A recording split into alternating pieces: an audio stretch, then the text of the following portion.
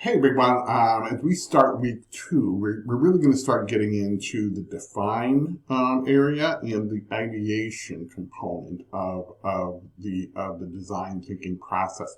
Now, the thing to recognize, and as I hope this image demonstrates, is that really the process of design thinking is fluid. Okay, so when we're really talking about the empathizing stage, right?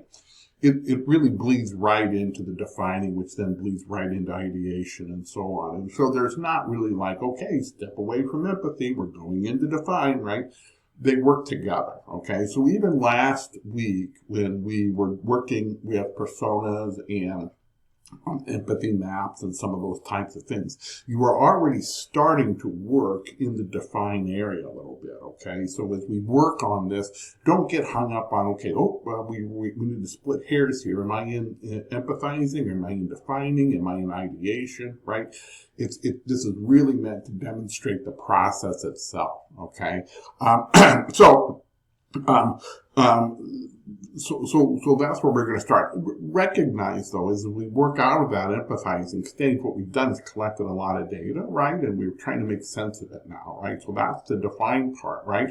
And it really tends to be, it's uber important to get it right. Okay, because what ends up happening is if you don't get it right, or you try and do a shortcut on defining component, like, oh, I know what we're doing, I know where we're going, right? You end up kind of misplacing your efforts more often than not, okay? And so it's really important to really think through exactly what it is you're trying to accomplish based on the needs that you've established from your constituents. So that's going to be a big part of what we talk about. The next thing that you're gonna notice is that, in terms of the ideation component, which is the second part of this week, right? So the ideation side of it, right, is once you can define it, the idea is it's like, let's come up with a bunch of different ideas to try and solve whatever it is that we've just defined, right, to address that issue. But the reality is it's like that process, it kind of falls into two categories. So the first part is really divergent thinking, which is kind of going this way, right? So your thinking goes outward and wide, right? So it's really meant to like produce a lot of different ideas. So it's divergent. And then that's followed by convergence, right? So you're taking all of those thoughts and you're trying to make sense of them and come up with a pathway, okay?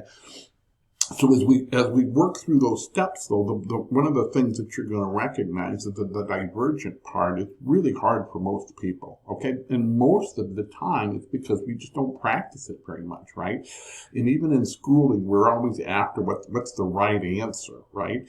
And in reality, what this step is really about is really sort of like freeing yourself from being constrained by the knowing, and really think in terms of the possibilities, okay?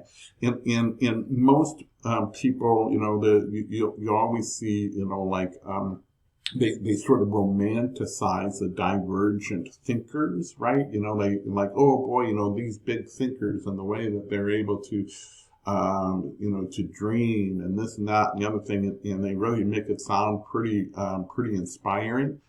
It doesn't have to be that way. Okay, so even if you think that, boy, I don't have that skill, the ideation side of it, the brainstorming side of it, most often doesn't manifest itself that way, okay? So it's important to do, it's important to get better at it, and the only way to do that is through practice, okay? It's skill building. So anybody who's even in the business right now of UX design or anything else relating to design, the part of ideation didn't come easy for any of them, okay? It takes practice. So as we're working through it, don't get frustrated and don't think to yourself, oh boy, I really don't like this. Because it's going to feel that way for most people to start with. Okay, so I hope you enjoy this week. It's a good week and it's an important week. So thanks.